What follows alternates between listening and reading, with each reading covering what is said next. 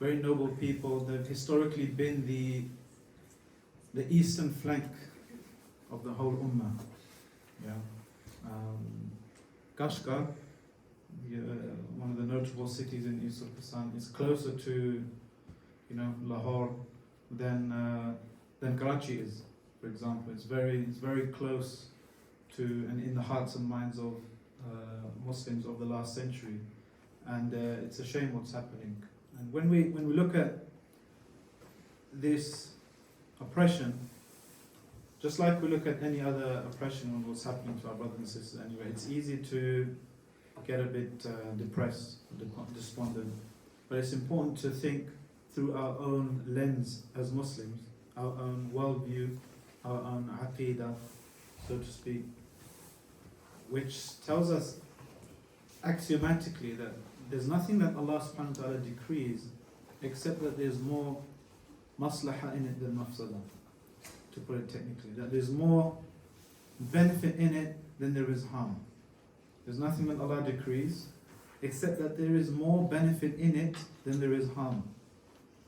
Okay, there's harm and benefit in everything. Waking up for Fajr, obviously there's huge benefits, but there's a bit of harm, right? You have to lift that duvet up, make wudu with cold water. There's that micro level of harm, but the benefit far outweighs the harm. Likewise, in these global catastrophes, these huge examples of oppression, it's hard to put your finger on it sometimes, but there is more benefit than there is harm. When you zoom in, yes, there is that, of course, the harm feels overwhelming, but when you zoom out, when you look at things on a macro level, we know that there is more benefit than there is harm. There is wisdom.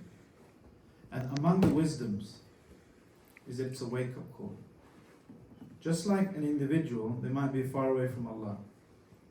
They might be, not using their potential. So Allah subhanahu wa ta'ala sends them the medicine of wake-up call. Maybe a tragedy, maybe a calamity, a loved one, passes away.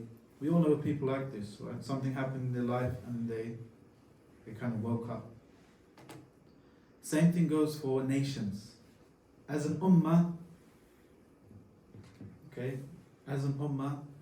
it's been many decades, centuries even, that we haven't been in a position that Allah wanted us to be in. Allah subhanahu wa ta'ala sent this ummah with a mandate.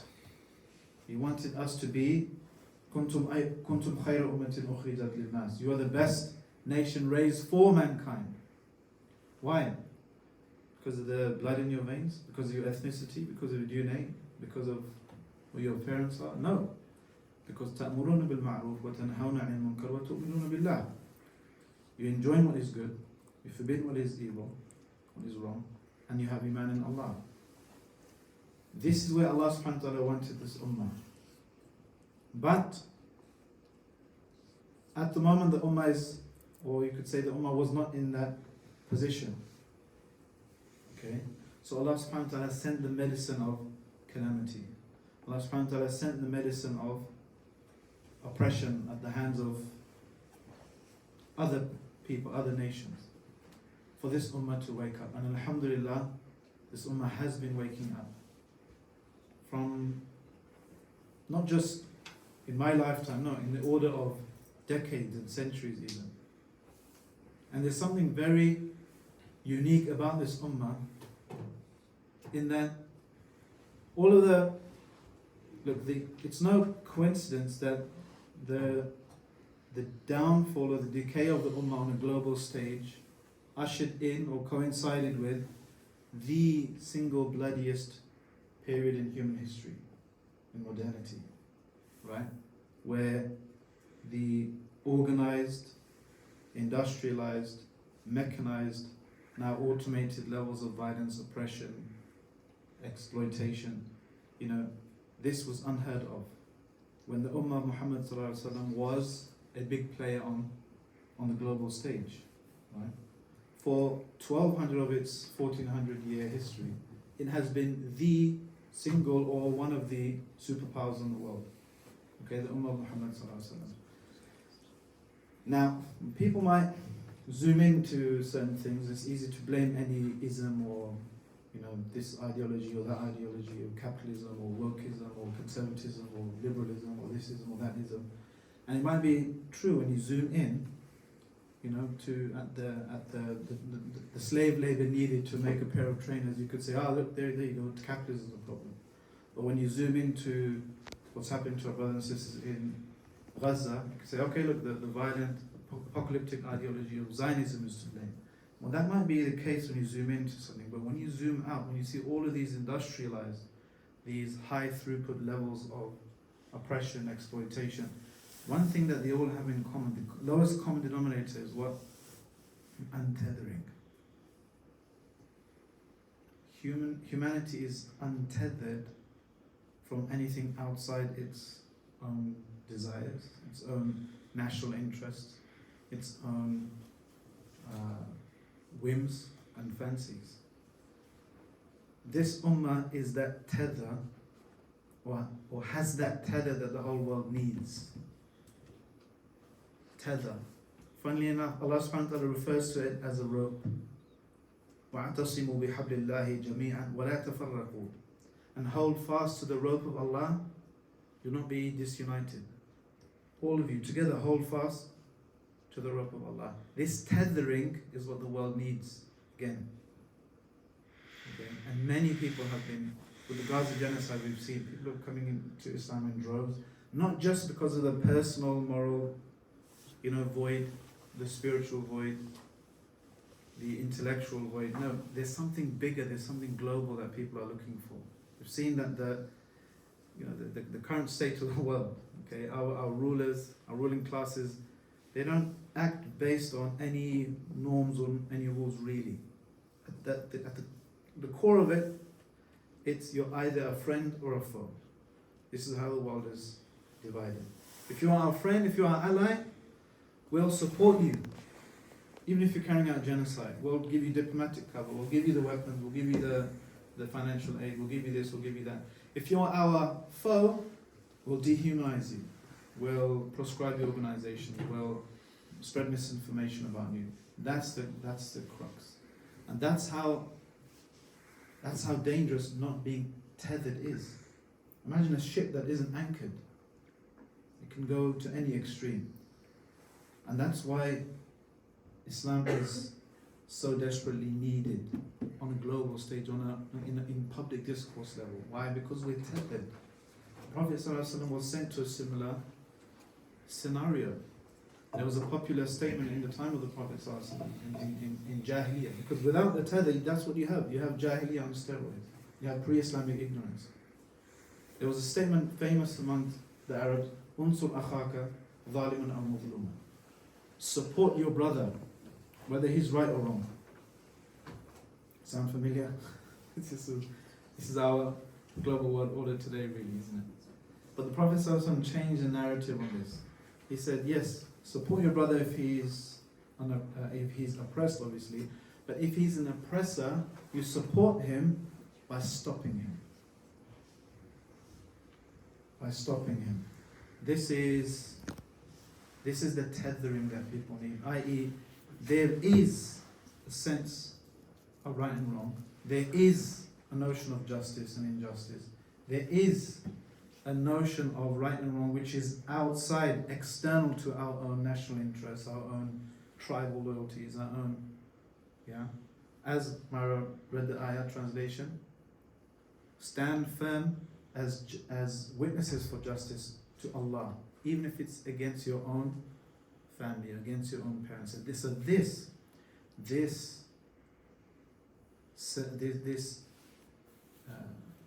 Providing this tethering once again is something that is desperately needed on the world stage. And this is where Allah subhanahu wa ta'ala wants this ummah to be, to wake up. And alhamdulillah, this ummah has been waking up, not just in the last few years, but the last decades. There's been waves of revival, there's been waves of people waking up. Okay?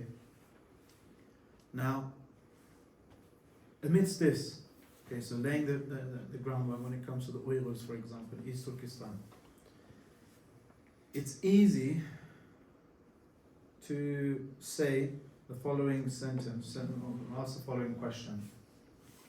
When you see what's happened to our Uyghur brothers and sisters at the hands of one of the rising superpowers of today, and that statement is, what can I do?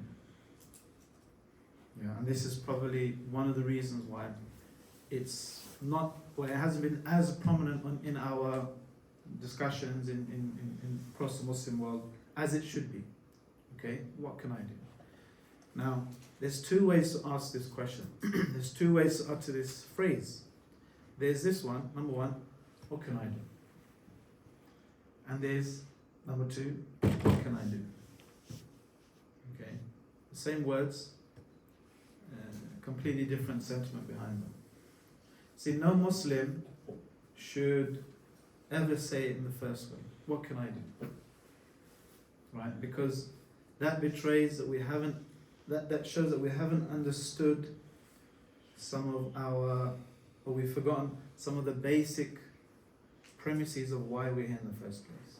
You see, Allah subhanahu wa ta'ala, and this is part of the unique genius of Islam. Why, as Mario said, it doesn't exist in a subordinated state for long. And this is why those who benefit from oppression, those who benefit from exploitation, they fear it. Yeah? Because eventually it will erupt and become widespread. Inherent in Islam, the genius of Islam is what? That لا يكلف الله نفسا إلا ما آتاها. Allah does not burden a soul with moral accountability except according to what He has given it. What does this mean? It means Allah subhanahu wa ta'ala will not ask you, why didn't you liberate Palestine? Allah subhanahu wa ta'ala will not ask you, why didn't you liberate East Pakistan? Allah subhanahu wa ta'ala will not ask you, why didn't you insert any big global seismic change here? Yes, He might ask you that if you're the president of a supranational organization, or if you're the general of an army or something, or if you're the owner of X. Yeah? But He won't ask you something or hold you accountable for something which is outside of your ability. Now, this has a comforting, empowering dimension to it, and it also has a scary one.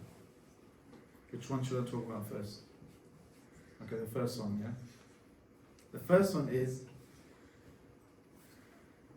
if we understand this notion, it means that there is a possibility where you see yourself with all of the challenges you have before you, with all of the resource restrictions that you have before you, with all of the talent restrictions we have, with all of the time restrictions I have, there is a possibility where you could be resurrected among the lights of Salahuddin, among the lights of, al-Akhtar, rahimahumullah, along the shoulder to shoulder with these quote-unquote heroes that did massive things in history. Why? Because لا يكلف الله نفسا إلا ما آتاها. Allah does not burden a soul or judge you except according to what He has given you. Yes, if He's given someone a whole army, if He's made someone a prince or a head of a tribe or something, then the burden of responsibility is greater with that person. But if in your sphere of control, all I had was the ability to write articles, the ability to maybe spend a bit of money. Maybe Allah subhanahu wa ta'ala gave me a network, He gave me the privilege of rubbing shoulders with some certain talented people. But I used what Allah subhanahu wa ta'ala gave me to the best of my ability. And in Allah's eyes, you could be rubbing shoulders with these giants of the Ummah. Because the Prophet ﷺ said, he laid it out plainly. سَبَقَ دِرْهَمْ مِئَةَ أَلْفٍ. Dirham. 1 dirham beat 100,000. How is this? 1 dirham beat 100,000. 1 dirham. A man who had 2 dirhams, giving one for the sake of Allah away, is more beloved to Allah than a millionaire who just grabbed 100,000. Get it now? Yeah? I know if I was fundraising, which I would prefer, but we're talking about between you and Allah here. Because it all belongs to Allah anyway. What is 1 dirham and 100,000 in the grand compared to infinity? It's still practically zero, right? But Allah is looking at what He's given you. If you utilize what you've been given, your ability, your potential, okay? Don't say, oh, I won't be able to do that, I won't be able to do that. Think, what has Allah subhanahu wa ta'ala given me? Okay? They use this example in the trendy management and kind of leadership seminars. A man, he's at a beach throwing back starfish that have been stranded by the receding tide. One after the other, he's throwing them back because they're gonna drown or something. And another man comes and sees him and says, "What are you doing?" Obnoxiously, he says, "You think you're gonna make a difference? There's millions of these." Makes sense, right? He's not gonna fix the problem. He picks one up and he said, "I'm making a difference to this one, aren't I?" And he puts it back in the sea. Yeah? This is something we need to internalize, the perfectionist fallacy. Yeah? The fuqaha have a few maxims about this. Al-maysur la yasqut bil-ma'sur. Something which is doable. Okay? Imagine there's 1,000 things that need to be done to liberate the Uyghurs. 2 of them are within your ability. 998, good maths, yeah? They are outside of your ability. They are ma'sur. They are too difficult for you. Okay? The presence of the 998 does not absolve you of your obligation towards the 2. Al-maysur la yasqut bil-ma'sur. Yeah? Likewise, ma la yudraku kulluhu la yutraku julluhu. Something which cannot be achieved fully must not be forsaken fully. Yeah? Just because you can't do 998 of those things doesn't mean you can just forget the 2. No. Allah subhanahu wa ta'ala gives us this example to round off this point, to hammer it home. Banu Israel, they were given a test. I mentioned in Surah Al-A'raf, I think. Some of them obeyed the test, some of them disobeyed Allah. Those who obeyed Allah, they were split into 2 camps. One of them said to the other, لِمَ تَعِذُونَ قَوْمًا اللَّهُ مُهْلِكُهُمْ أَوْ مُعَذِّبُهُمْ عَذَابًا شَدِيدًا. Why are you warning these people? Why are you speaking out against them? Allah is going to destroy them. Allah will punish them. Why are you wasting your breath? And their response, something so beloved to Allah that He immortalized it for us to recite until today. What did they say? قَالُوا مَعْذِرَةً إِلَىٰ رَبِّكُمْ وَلَعَلَّهُمْ يَتَّقُونَ. They said, so we have something to say before your Lord. This is why we're speaking out against them. This is why so we have an excuse before your Lord. And maybe they'll listen to us. Maybe they'll fear Allah. Maybe they'll listen to us. Obviously that's what we want as well. We want justice to prevail. We want injustice to end. But our primary concern is what? Allah may ask me about this, and now I have a response. And oh Allah, I at least spoke out against it.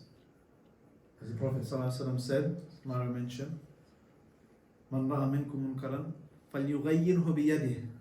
Whoever amongst you sees a munkar, an open condemnable evil, he must change it with his hand, or she. وَإِنْ لَمْ يَسْتَطِعْ فَبِلِسَانِهِ. If they're unable to, then with their tongue they must change it. وَإِنْ لَمْ يَسْتَطِعْ فَبِقَلْبِهِ وَذَلِكَ أَضْعَفُ الْإِيمَانِ. And if they're unable to change it with their tongue, unable to change it with their hand, then the least they can do as a believer is change it with their heart. There's no fourth option of just ignore it, just be a bystander, you know. So this is from our perspective. This is why we shouldn't say, what can I do? Why we should instead say, okay, what can I do? Clear? Because Allah subhanahu wa ta'ala will ask us or judge us according to what is our ability. according to what He gave us. Okay, He won't ask us things about things outside of our ability. That is clear. Now, the second way to ask it. Oh, by the way, I said there's a scary dimension to this. The scary dimension to this is one. It works both ways when it comes to reward and potential punishment. Yeah? Prophet ﷺ said, ثلاثة, there are three. لا يكلمهم الله يوم القيامة. Allah will not speak to them on Yawm al-Qiyamah. ولا يزكيهم. He won't purify them. وَلَهُمْ عَذَابٌ أَلِيمٌ. And they will have a painful punishment. These three types of people who are they? Shaykhun Zanin, an old man who commits zina. Malikun Kadhab, a king that lies a lot. And A'irun Mustakbir, a pauper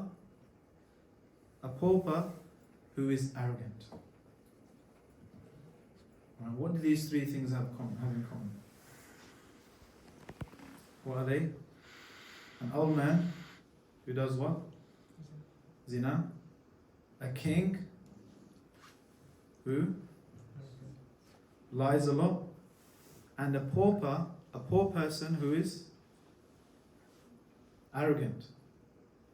What do these three things have in common? Why is their punishment greater? Because there's no need for them to do that. When you're an old man, you no longer have those desires. When you're a king, you no longer have as much need to that because you have the power. When you're a pauper, it's not as easy for you to become arrogant as a man as well. Exactly.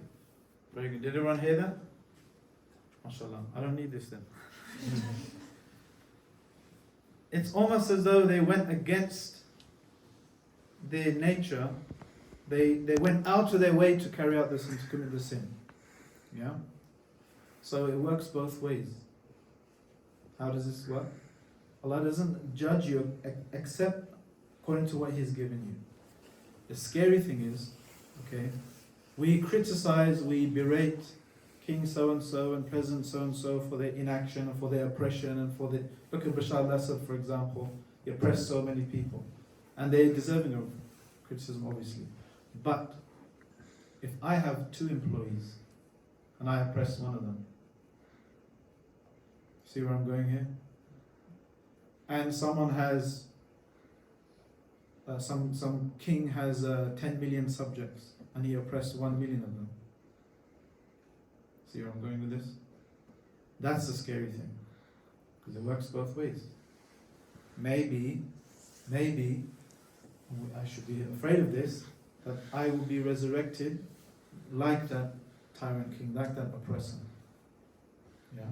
Because what? The only reason I didn't oppress more people was because it wasn't in my ability materially to do so. Or I criticize, why didn't this so-and-so, why didn't this guy go and liberate Palestine, or why doesn't this king go and do that? In other words, we're imputing that he's able to do X, Y, Z, and he's not doing all 3 of those things, right? Okay, what about me? I'm able to do A, B, C. Am I doing those things?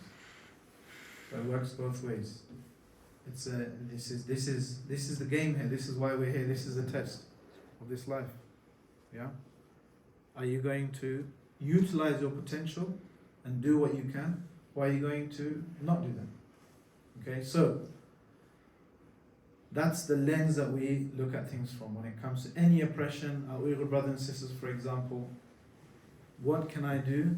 What can I do versus, okay, what can I do? Okay, now the second, what can I do? There are many things that are within our ability, okay, to help our Uyghur brothers and sisters. I'll just go through a handful of them, okay? You already know about the clear and obvious ones, okay, when it comes to change it with your heart, making dua to Allah subhanahu wa ta'ala. I won't go into too much detail, not because it's not important. It's the thing that we do first and at the end and all throughout. It's one of the means for victory, okay? It's one of the means. We need to have that connection with Allah subhanahu wa ta'ala and look out for those times and places where our dua is likely to be accepted, okay? And make dua normalized in our communities, in our masajid, in our dua qunut for our Uyghur brothers and sisters, for example. Ramadan is coming up. Ask the Imam to include that. Okay, ask the Khatib on Friday to make dua for Muslims in East Turkestan, as he's mentioning the other Muslims in the other parts of the world, for example. Number 2, do not underestimate the power, the impact of moral support, showing moral support. Okay, and we can do this in so many different ways, online, electronically, digitally, right? So Bur and I went to, we met some Uyghur organizations in Turkey a few years ago, and we were embarrassed how well they were treating us, like rock stars. Yeah, they're like wheeling us here and there and saying, look, these people, they did this and that. All we did was we did some posts online, and we did a demonstration shaking our fist outside the Chinese embassy. But the impact it had on them is immeasurable. That is because Shaitan comes to people, Muslims, when they are oppressed, and says, look, the Ummah has forsaken you. Where is the Ummah? Yeah. On top of that, their oppressors are saying that too in the concentration camps. Go and call Zumrat Dawood, the sister. She said, when I was being beaten, I let slip. I said, Ya Allah. And they got angry and they said, go on, where is your Allah? Go and find him. The Muslims have left you. The Muslims don't care about you. Showing moral support, showing solidarity, do not underestimate the impact of that. The Prophet ﷺ said, whoever relieves just one distress of his brother or sister in this life, Allah will relieve the distress of his on Yawm al-Qiyamah. Just relieving one distress. The Prophet ﷺ, Allah gave the Prophet ﷺ consolation, moral support. His son passed away. His enemies are making fun of him. Allah subhanahu wa ta'ala reveals, Inna a'tainaka al-kawthar. We have already given you an abundance. They're saying things about the Prophet ﷺ, they're harming him, they're spreading lies against him. Allah subhanahu wa ta'ala sends from above the heavens, Noon, wal qalami wa ma yasturun, ma anta bi ni'mati rabbika bimajnun. Noon, I swear by the pen and what they write, you are not by the grace of your Lord a madman. Allah subhanahu wa ta'ala is giving moral support to the Prophet ﷺ. So many things that we can do like this. We did an event in a masjid in southeast London once, and the kids in the madrasa were making cards for their brothers and sisters in East Turkestan for showing that moral support, that solidarity. That has a huge impact, and we've seen that in one of our brothers, Fahad Ansari, a lawyer. He said he was once disillusioned from going on protests. So what's the point? We go out and protest. We shake our fists around, and then Israel keeps bombing and bombing. But what's the point? There's no point in this, man.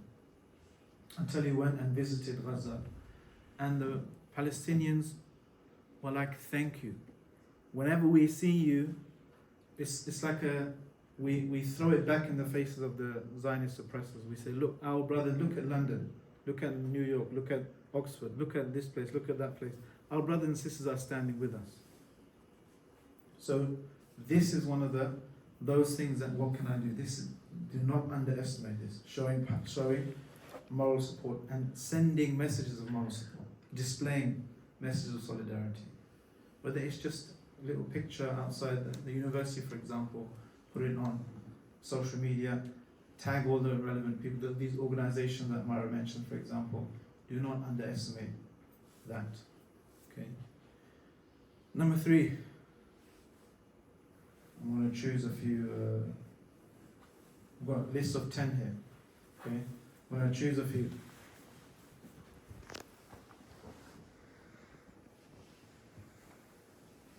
BDS is a huge thing. Okay. Now, I admire Myra's zeal in saying boycott China, but to be honest, everything's made in China. Right? I think it's hard to boycott China properly and like completely and fully. If you can, all the power to you. Okay, but literally, I think all our electronics, everything, something somewhere along the line is made in China. But remember what I said, ما لا يدرك كله لا يترك جله. If you can't boycott everything, don't just throw the whole thing out. Strategic key boycotting does work, especially in a university setting. That D stands for divestment. Okay? University after university, we've seen just a handful of students, they get together and they say, look, and we'll help you do this. I won't mention his name because he's recording, maybe afterwards. He will help you, he will show you examples of, as a university, as a students' union, as a society, Islamic society for example, you can get together and petition your university to say on these grounds, this and that Chinese company, okay, working with them is against our university's values and policies and so on and so forth, and code of ethics. Because Chinese companies have been driven out of US universities and they are heavily reliant on partnerships and technology developed in universities in the UK. Okay, I've forgotten some names, of companies. Huawei, for example. Huawei is completely banned now, I think, isn't it? Hikvision. Hikvision. There's a few companies. So, for example, the facial recognition technology used to automate oppression and surveillance of Uyghurs is developed in Western universities, okay, and shared technology sharing and partnerships. These things can be strategically hit, for example, and they make an impact. Okay. So BDS, look strategically. You can look. There's websites you can check what companies my university is partnering with, different kind of research teams in our university, and target them that way. Okay, hit them where it hurts. Right to media. Okay, raising awareness is a thing everyone can do. Okay, writing to media organizations is another thing, in a specific subset of that. Okay, I was telling a brother with us, not in the car on the way here. There's some ethical journalists. One of them was doing a few pieces on our organization as well. And she said, for the BBC, she said, whenever we do something that shows Muslims in a positive light, she's not Muslim. She said, whenever we report stuff that shows Muslims in a positive light, we get loads of complaints. Yeah, from the usual, haters. But then I was thinking, where are the Muslims? We should complain when we see ridiculous, headlines, and we see, misinformation being spread. But we should also commend and praise journalists that go out on a limb for an ethical standard of journalism. Because then they can take it to their editors and say, look, you got these complaints, but you also got these commendations, or these people saying, thank you, great job. Okay, this is how human nature works.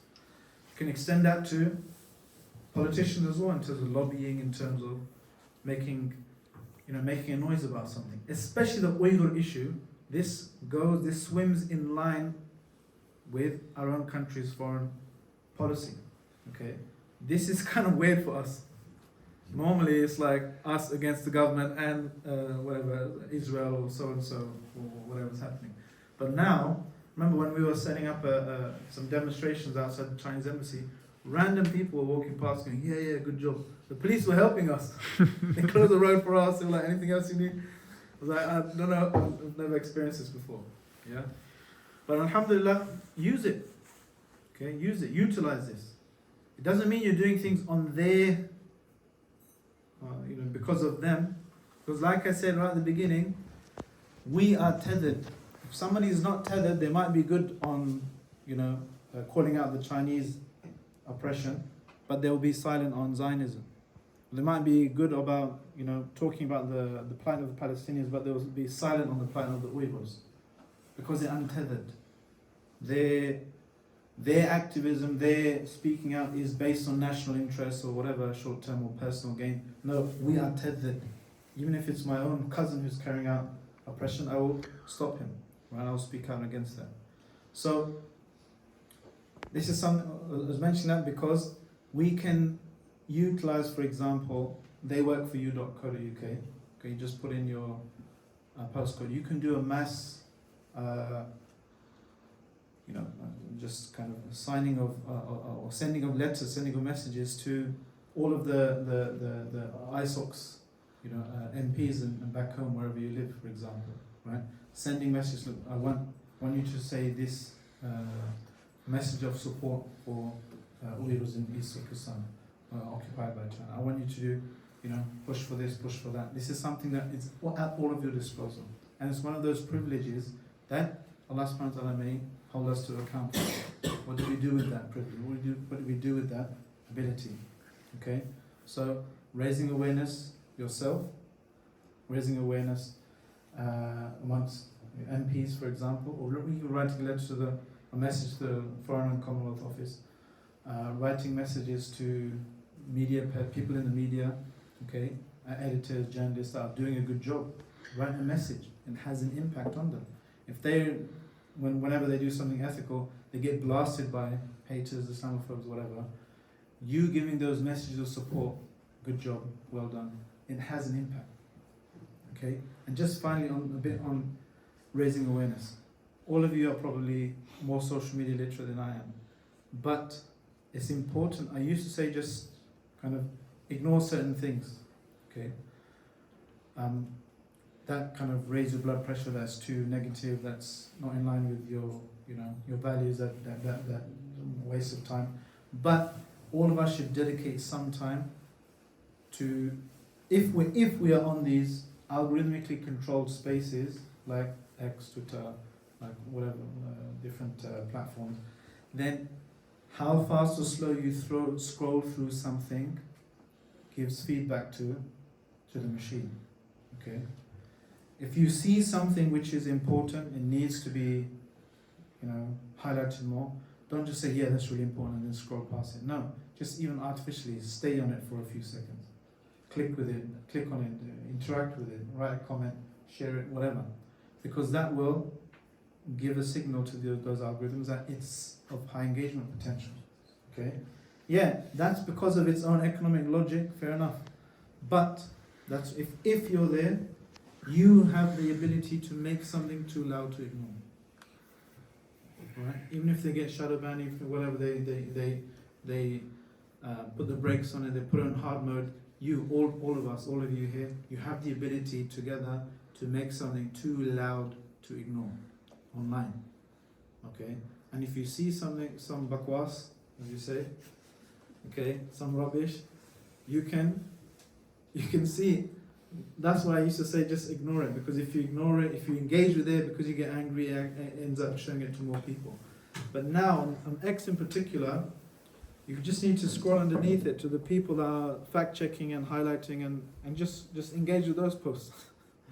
Yeah? But I'll leave that up to you for your own, mental health. Don't just be doom scrolling all day. Okay? But these are important things that all of us, look, if one person, okay, just claps 1,000,000 times, nothing's going to happen. But if 1,000,000 people clap together at once, okay, I'm pretty sure you bring down the ceiling. I think that's a scientific fact. All right, any mechanical engineers, they can none. Okay, so I can say whatever I want with that. So those are a handful of things that we can do right now. So firstly, we said the lens is what? We should never say, what can I do? But rather we say, what can I do? Why? Because we know that Allah subhanahu wa ta'ala will judge us according to what He's given us, those abilities. I just gave a few examples of what we can do. Okay? Making dua, strategically, making it part of our dua. Okay, our Uyghur brothers and sisters, raising awareness on social media, in real life. What else did we say? BDS, specifically targeting those technology companies, for example, that are relying on British universities' technology. Okay, it could be like a working group you set up. You can target those things. Sending message of support and solidarity, do not underestimate this. Okay, sending messages to ethical journalists, commending as well as criticizing journalists and media personalities and so forth. And there's plenty more that we can do. The last thing I had on the list was just be creative. There's so many things that don't exist yet. Someone here could think about something, and that could be the silver bullet that kills this vampire. Yeah. So be creative. Nurture the talent in our community. Is very happy to hear that this brother's doing economics, this one's doing history, this one's doing that. If this was like 20 years ago when I was at university, they'd all be half of them engineers, then accountants, and then medics and dentists, and that's it. Rule. No offense to anyone studying that, but those are rule following, professions. They're vocations. We need more people that are making policies, making the rules, thinking about and critiquing the rules that everyone else has to follow, right? So human science is great. We already invested, alhamdulillah, in these different areas. So think in your area. Maybe someone can make some AI bot, right? That can out deep seek. Okay. So you could think about something that no one's ever thought about. Just be creative and know where your objective is, and that is ma'diratan ila rabbikum, so that we have something to say when we stand before Allah subhanahu wa ta'ala. هذا وصلى الله على محمد وعلى آله وصحبه أجمعين. جزاكم الله خير.